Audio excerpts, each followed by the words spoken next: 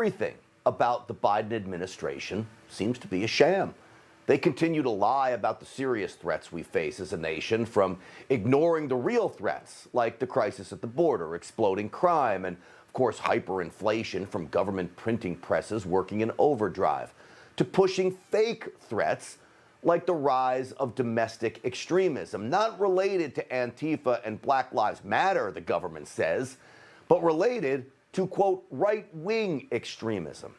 Even the FBI is in on the smoke and mirrors nonsense. Just this week, reporting an elevated risk of violence, quote, associated with domestic extremists like the ones who attacked the Capitol on January 6th.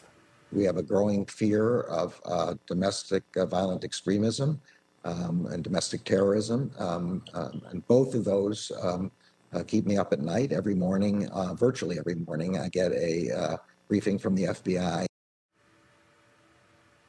Well, anyone with common sense will tell you this is a load of bullcorn. See, yes, there were those who committed violent acts on January 6th, and they should be punished, but the majority of men and women who ventured into the Capitol were not right-wing extremists. They were Trump supporters who made the mistake of falling victim to simply following the herd, venturing into the Capitol simply because everyone else did. And now, 411 people have been arrested, most of them with no criminal record or history of violence, and little chance of becoming a repeat offender. And yet, this is the great imminent threat we face as a nation, according to the DOJ and Team Biden. Don't dare call them protesters. They were a riotous mob, insurrectionists, domestic terrorists. I will supervise the prosecution of white supremacists and others who stormed the Capitol on January 6th. The majority of those, of the racially motivated violent extremist attacks, are fueled by some kind of white supremacy. One of the greatest threats to our national security is domestic terrorism manifested by white supremacists. Unbelievable. Give me a break. You see, what they're saying there is white Trump supporters are the biggest threat to America. Come on. This while our nation's cities burn. I want you to take a look at Portland. It is still under siege. Watch as these Antifa goons chase a counter-protester away from City Hall. I'll slit your throat. Stop! No, I'll slit your throat next time. I'll slit your throat, he just said. Now, I can tell you with total certainty, folks, these are not right-wing extremists controlling the streets of Portland, yet these people are all but ignored by law enforcement, especially the FBI. The amount of damage left-wing extremists, left-wing domestic terrorists have caused across this country is now pushing $3 to $4 billion by some estimates.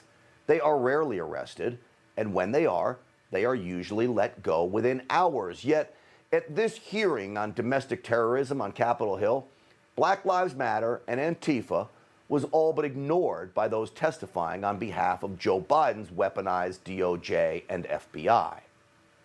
Right-wing extremists groups and extremists on the far right. Right-wing violent extremism or racially motivated violent extremism associated with white supremacist ideology. Well, what these deep state propagandists are doing is weaponizing a term, domestic terror, for its own gain. The DOJ wants $85 billion to counter a threat that isn't really there, when it should be spent on countering the threat that is left-wing domestic terror. So I'm still wondering why FBI agents aren't dispatched around the country to round up leftist anarchists like they were to round up MAGA members after January 6th. So how devious is the FBI? We learned this week it classified the 2017 Congressional Republicans baseball shooting, we all remember that, as suicide by cop, not domestic terror, even when the shooter was an avid Bernie Sanders supporter, and he had a list of Republican congressmen he wanted to kill. If that is not domestic terror, well then, I don't know what else is. All of it is proof, by the way, that right now, the Department of Justice and many of the FBI henchmen cannot be trusted, which saddens me, because I know there are good, honorable men and women inside the FBI that must be mortified by this quest to embrace lies in favor of an anti-freedom, anti-Trump supporter agenda. Hey, I'm Rob Finnerty. Thanks for watching. If you enjoyed this video, please join the conversation in the comments below. Don't forget to subscribe, too. Hit the bell icon to be alerted to breaking news. And remember, there's a whole lot more on Newsmax TV, America's fastest growing cable news network. Newsmax TV, where real news for real people.